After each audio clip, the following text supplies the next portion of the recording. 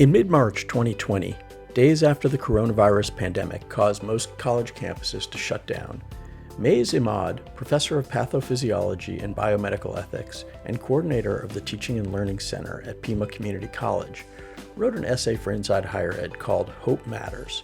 The piece offered 10 strategies for faculty and staff members to support students and help them continue to learn during a time of great uncertainty.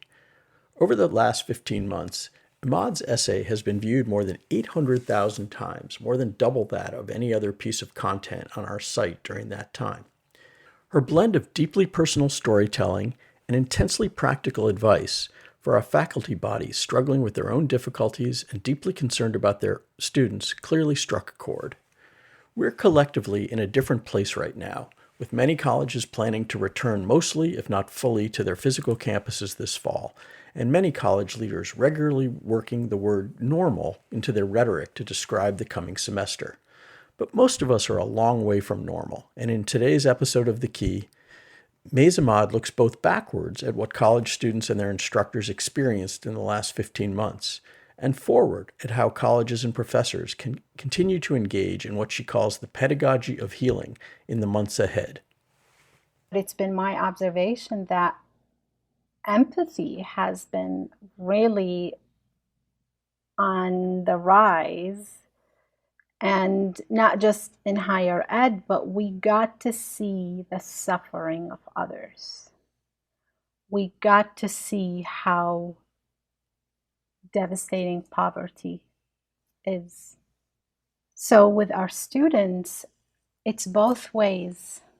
Definitely, we got to see how much they try. I mean, the odds of them getting through school really high, and yet they keep showing up and they keep trying and they keep getting excited about learning.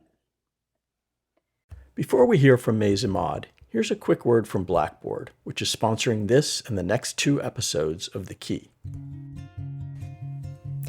This episode is sponsored by Blackboard. Each learner at your institution is following their own unique path.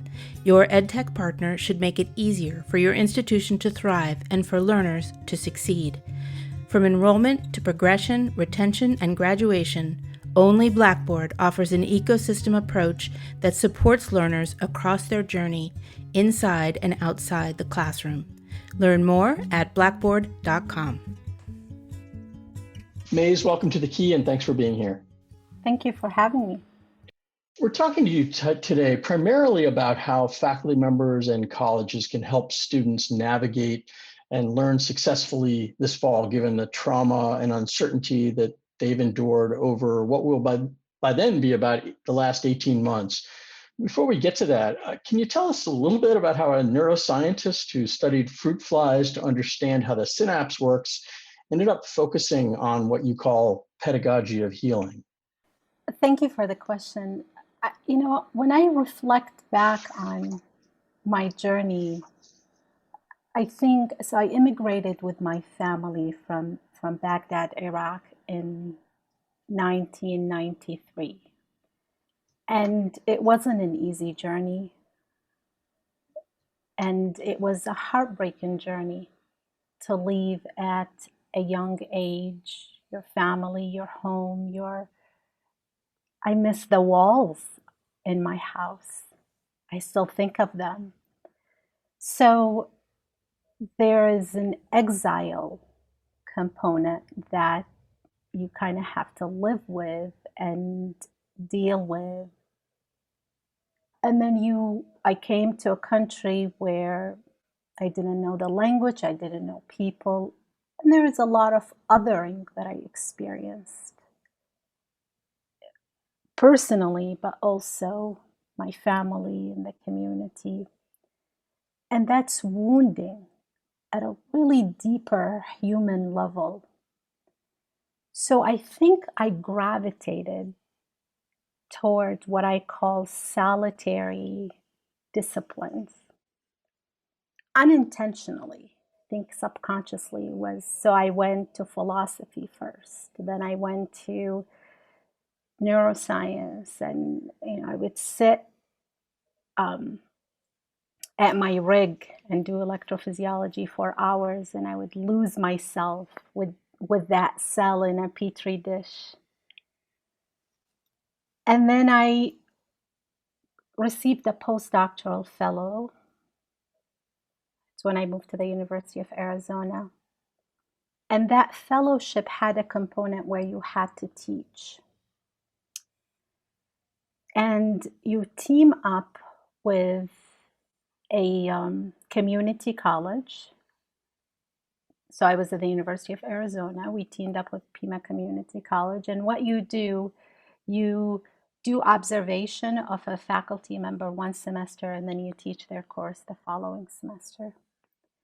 So I completed my requirement, and the dean at that time, he said, "Do you want to teach more?" And I had my postdoc. I said, "No, I couldn't wait to get back to the bench." He offered me a course on the weekend, and I started teaching on the weekend. I mean, he saw something in me with respect to teaching that I had not seen yet. And so I would teach a biology course on Saturday, sometimes Saturday and Sunday. And I began to see myself in my students. A lot of them are first generation. It's a Hispanic serving institution. I taught in the south side of Tucson. I began to see myself in my students and how earnest they were and how genuine, and there was this quest to learn and discover, and they would wait after class and speak with me, and they would thank me and ask me how I was. I noticed that I would lose myself in the classroom. To this day, I do. So without consciously thinking about it, I think I saw that there is an opportunity for healing myself, because the wounds that I spoke about, those are relationship, that trauma or immigration, or they shatter our assumptions about the benevolence of the world when you are othered or when you experience othering.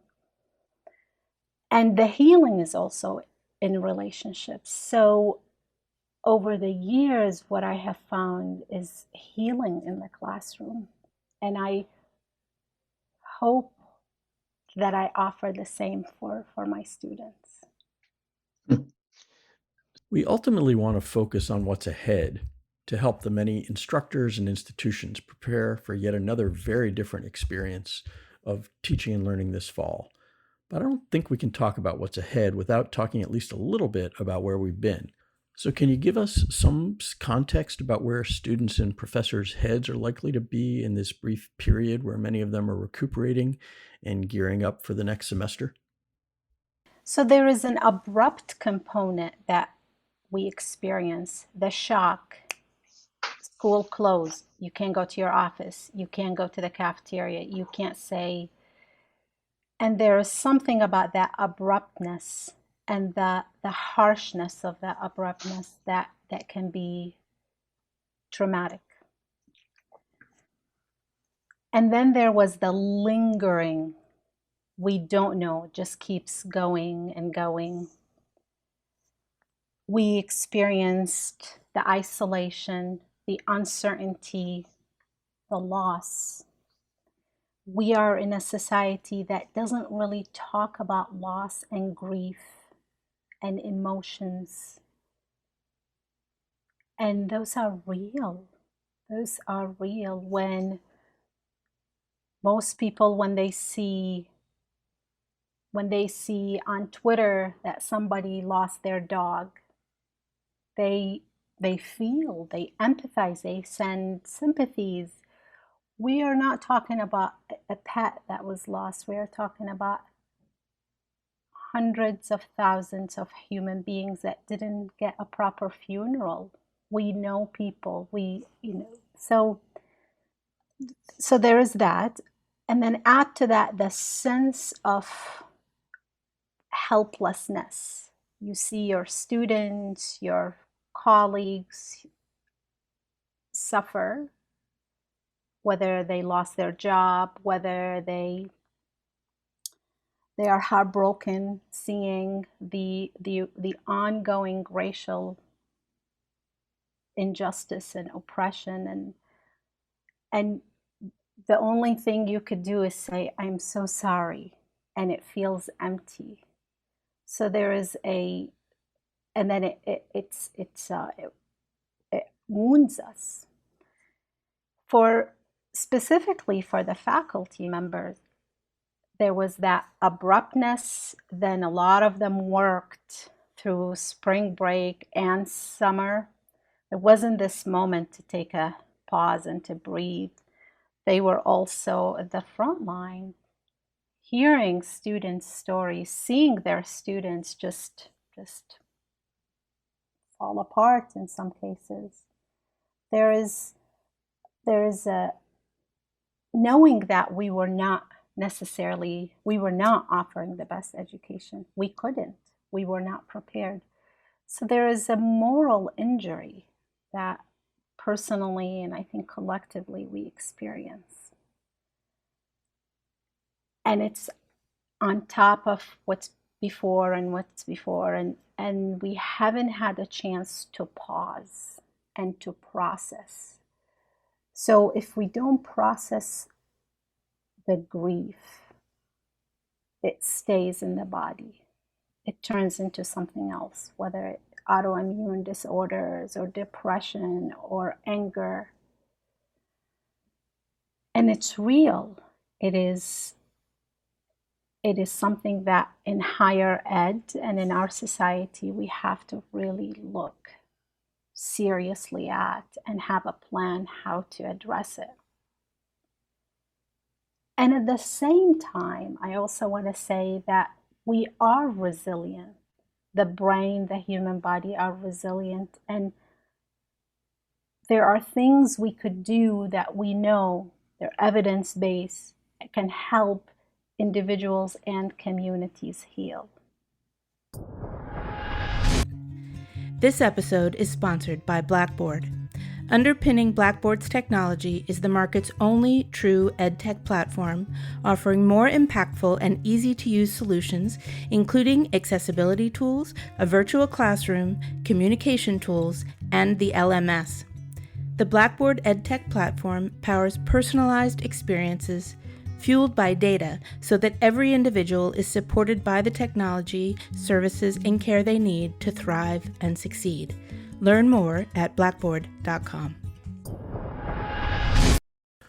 Back in March 2020, you wrote an essay for us that has been read by hundreds of thousands of people, more than any other single piece of content we've published since then.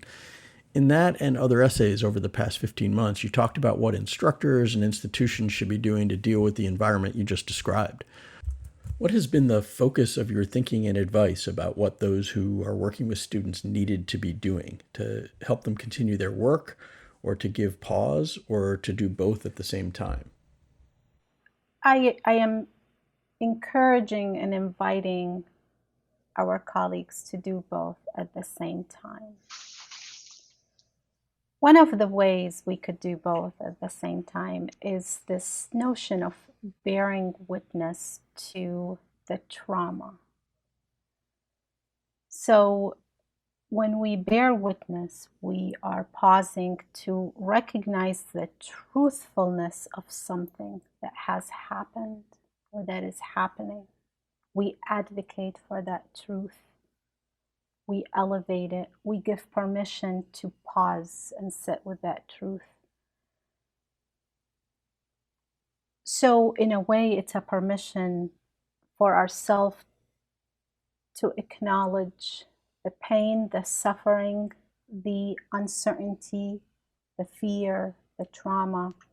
And in doing so, we are sending the message to our students that we care about this and we're going to allocate time for it.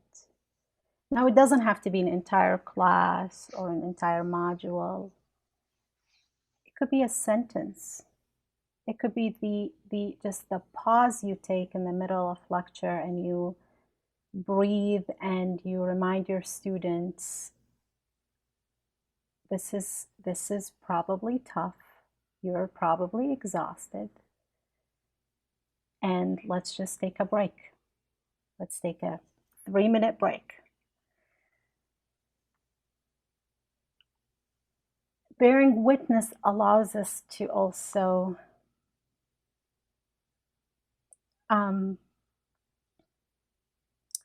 when we grieve,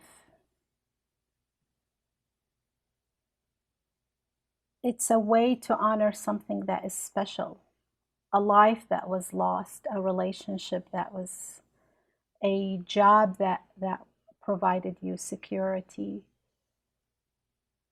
So it's honoring something important and meaningful when we are grieving. And at the same time, it allows us to feel that sense of community. The article you mentioned, the one I wrote, Hope Matters,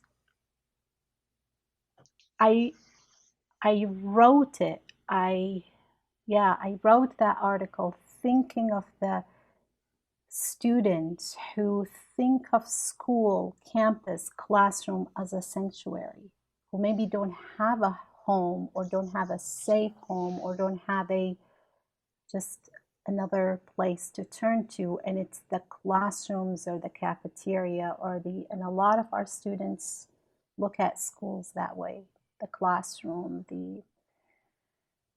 so the community is really critical. And then there is this evolution where bearing witness to the trauma, bearing witness to the collective suffering, bearing witness to the importance of pausing, bearing witness to our resilience, our ability to walk through the pain to this other, better, more humane, beautiful future. And I also I am intentional not to romanticize it. This is painful. Teachers, educators are exhausted. And it's not going to be an easy journey, but it's a journey that we have to take in order to heal. You spoke about the campus as a sanctuary. Much of the process that you described over the past 15 months unfolded with people physically dispersed. How successful do you think we were at creating a new virtual space that provided at least some form of sanctuary? I know that people did their best. They gave and gave and kept giving. Staff, teachers, professors, administrators, people. And we know the limitation of the technology, the limitation of its dimensionality. I hope what was happening also is this message that we will be back together. We will go back together at some point. And so what I was telling my students, for example, I did not sugarcoat that I was struggling with Zoom, that I told you that I lose myself in the classroom. It's very difficult for me to go from that to being behind this very sterile mode of communication, if you will. So I told the students that, and I said, we're going to make the best of it. And almost every week I reminded them that this is temporary. There is an end to it. Sometimes they would ask, well, when? I'd say, well, let's give ourselves 2 years. It's easier on the brain when you give it some kind of timeline. So I think, yeah, I don't have the data to tell you how well it went, but I do know from having conversations with my colleagues at my institutions and across the countries that people tried. The best was brought up in them and they wanted to connect. And I would think that the anticipation of going back for many of our students and many of our colleagues is going to also help in this coming back together and being together.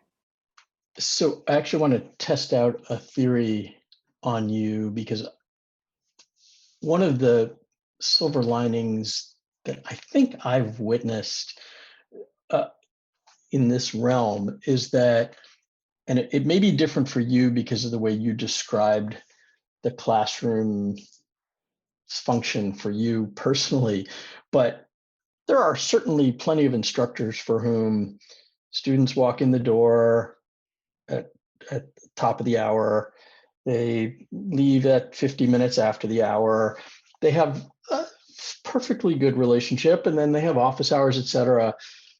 I have this theory that, and I've heard some people talk about it, which is, I didn't make it up out of myself, but that they got, for a lot of instructors, they got to, and sometimes quite literally, see their students' lives in a much more fundamental way than they might have in the normal times. They would be possibly staring at their unmade bed or whatever, and through Zoom. And that my sense is that even if the tools were imperfect, for some number of faculty members, they gained an appreciation of their students as people, possibly more than they had it before. They saw them, because they saw aspects of their students as people that they might not have in normal times. Is that, Yeah. do you think that has happened? And do you think that's, to me, that's a potential silver lining, because if that awareness carries forward, there's the possibility that when the tools for involvement and being with students and building relationships expand to the extent we're back in person or whatever, that there's the possibility of a intensified commitment on the faculty and staff side to push that. Does that make sense? Do you think that's happened, or? Yeah, it does. I mean, I think one of the, and again, I don't have any like hardcore data and statistics, but it's been my observation that empathy has been really on the rise, and not just in higher ed, but we got to see the suffering of others.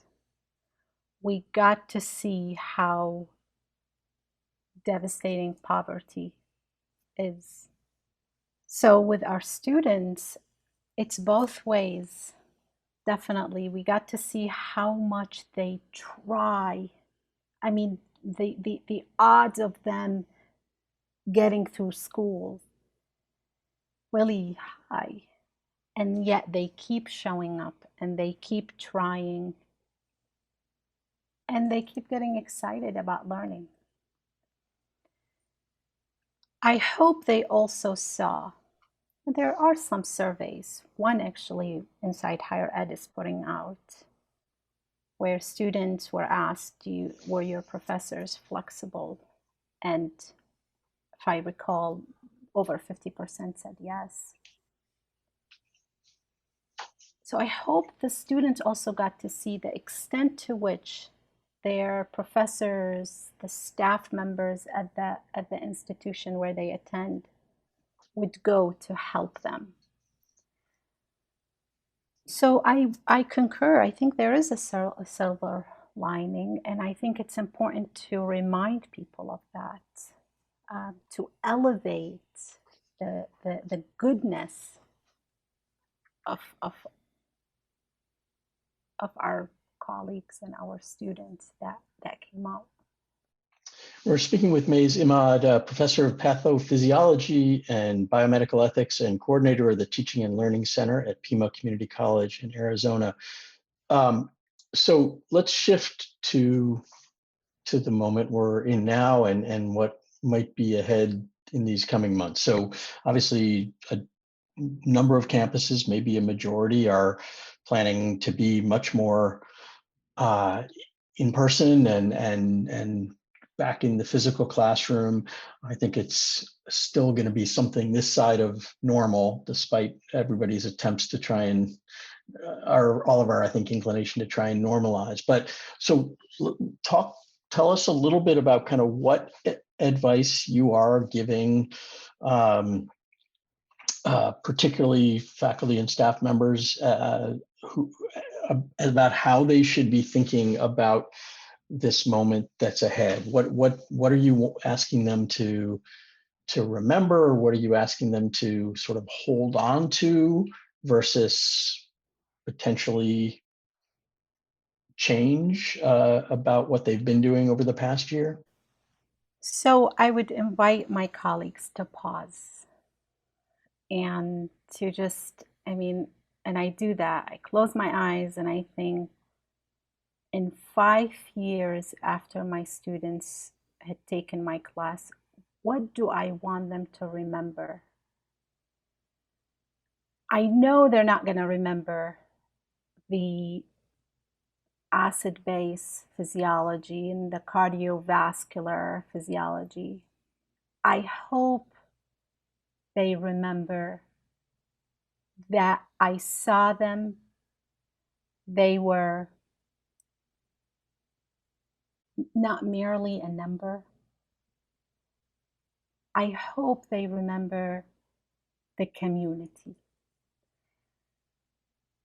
So if that's what I care about most, and I also care about the content, and I care about the structure of the course, and then I'm going to prioritize the way I'm going to teach, and I'm going to interact with the students. So this pausing enables us to reaffirm what matters to us and in education. It also certainly allows me to get out of this state of anxiety, urgency. I have to finish my syllabus, I have to do this, I have to. So in addition to that, I wonder, what would it look like if we were to, again, take a bird's eye view and look at the objectives, the learning objectives of the course, and then add a human dimension to it. By the end of this course, I want my students to recognize our interdependence, for example. I would also encourage my colleagues to really sit with this notion of what it means to offer a rigorous education and what it means to assess for learning and improvement versus weed out. To sit with, there was an article in Life Science Education titled "The Tyranny of Content." To sit with, why is it, despite everything we know about the science of learning, we throw so much content at the students knowing that it is not possible to retain 50% of it. One of the things I did when I began to ask these questions is I went to some of my senior colleagues who are in nursing school, or actually I spoke with some of my former students who are doing their residency, and I said, I want to cut some of the content from my pathophysiology class. And I wanted to have a conversation with you to tell me what is the most critical that students need to know. And I did it in a very much data evidence base, and I started cutting some of the materials, and it allowed me to focus more on important concepts and mechanisms. It allowed me to breathe and allowed the students to breathe. And I want to also make it clear that I'm not saying that there should be no structures, no deadline, no, we actually need structures when in the middle of chaos. Structures and flexibility and a roadmap to move ahead. So I would start with those three. Pause, bring a human dimension to the learning objective, and then interrogate the notion of rigor and assessment. Obviously, faculty members and do not operate in a vacuum, and uh, you also coordinate a teaching and learning center, so you straddle that world between uh, what faculty members are inclined to do on their own, but also what the institutions need them to do, what they reward them for doing. So I guess want to give you a chance to talk to the provosts and uh, uh, academic affairs people out there on the administrative side. What are the things that institutions should be doing to enable their faculty members to do um, what they need to do for students right now? Yeah, that's a really important question. Thank you for asking. So I would say listen to your faculty. They are, again, they are in close proximity with the students. They see what is happening, the suffering, the struggles. Listen to them are when they try to advocate for the students for better systems. I would say it's going to be tempting when we go back, so many changes, one after the other. I would say try as hard as you can to, for 6 months, just take 6 months and don't enact changes one after the other. It's overwhelming. So have some kind of consistency. It's going to be tempting, but I just, take 6 months. And then, really, the most important element for me is we have to evaluate and reevaluate what mental health resources we have on campus. It has to be one of the top priorities for faculty and for students. When a person is experiencing a mental health distress or crisis, it is really difficult to get up, look online, what number to call, which office to go to. So the help has to be readily accessible. It can't be a one size that fits all. It has to be contextualized. There has to be a cultural humility to the mental health service we offer, and to really work with community practitioners. Those are people that know what they're doing. They know the community, they know the context, they know the field. And to not merely have one or two therapists and just have everything put on them, but really put a lot of resources into this. In the long run, it's an investment in the well-being of the institution. Is the biggest risk that we just sort of revert and think that we're done and go back to sort of quote the old way?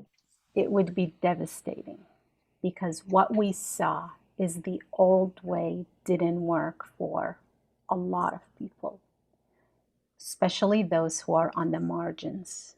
And it broke our hearts. We knew, many of us knew it wasn't working, but it stared us in the face and showed us the devastation on people's lives. So it would be devastating to go back to the old ways and just, sugarcoat it, perhaps. And part of our work is going to be to resist going back to those old ways. Ask critical questions, challenge, remind people that this is not sustainable. We could perhaps get by and get students to graduate and faculty to, teach and so on.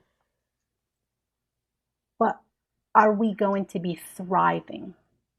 It's not just about numbers and completion. We want our students to thrive. We want our colleagues to feel that they are, they matter. They matter to the foundation of the institution. So this notion of an ethics of care, if you will, or kindness, we have to sit with and really ask, what does it mean to lead through that lens? And to have the moral courage to say, no, it didn't work before. Why do we think it's going to work now? That was Mays Imad, professor of pathophysiology and biomedical ethics and coordinator of the Teaching and Learning Center at Pima Community College in Arizona. Thanks to her for her insights and advice, and to Blackboard for its support for this podcast.